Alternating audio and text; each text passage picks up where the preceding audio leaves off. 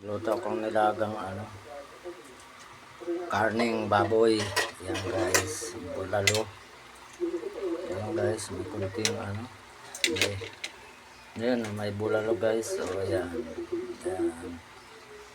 Luto ako. Yun ang katanghalian namin. Bali dalawa yan guys. So. Ayan guys. Ayan. Yan. Ulam namin ngayon guys to. Luto na siya guys. Ayan. Hindi ko na pinakita kanina kasi ayan. Luto na guys. Ang ulam natin. Ayan.